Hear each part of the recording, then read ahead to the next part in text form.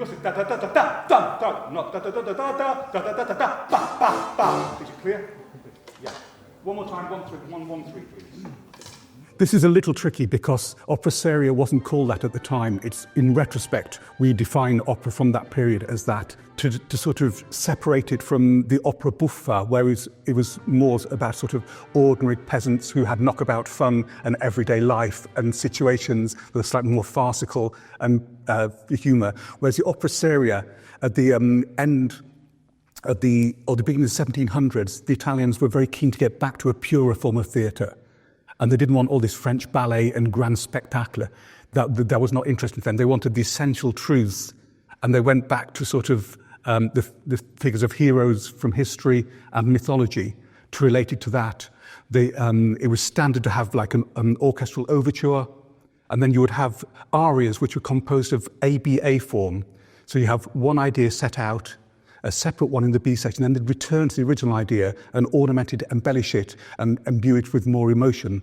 And then in between you have these sections of recitativo where the plot has to be advanced, normally done with a harpsichord, a cello, and a lute. There the plot would be advanced quickly, so you then get to the next aria, and then the character could emote again. And so the sort of plot moves through the evening, sort of fits and starts, reaching these high points.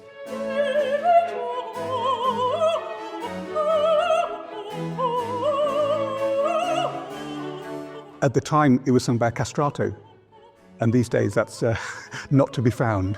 So it's very normal for either a countertenor, a gentleman with a high voice who sings the falsetto register to sing it, or a mezzo-soprano which covers the same tessitura. For instance, in the first performance of this piece, Polinesso, other than Ariodante, the main male character, was sung by a lady. So the whole, I think, people were just more fluid about who could sing what. In those days, it wasn't perceived as only a male role or only a female role. It was very normal for them to switch. And even Haendel himself, when he revived it the following year, he switched Polinesso from being a lady to being a man. It was just the way who was around and who could sing.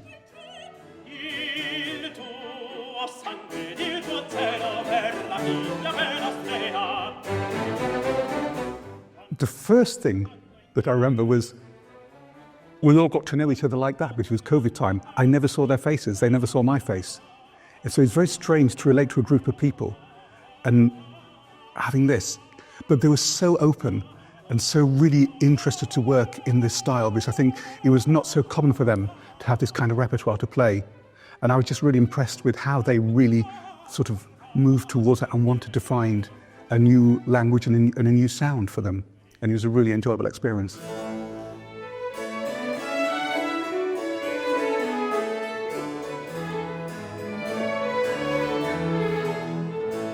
I've done this piece a lot, and I've done this style of piece a lot. My challenge is to come fresh and not to think, well, this is how I did it last time, so this is how we'll do it. To just step back and see what can happen with the people we have and what we can create.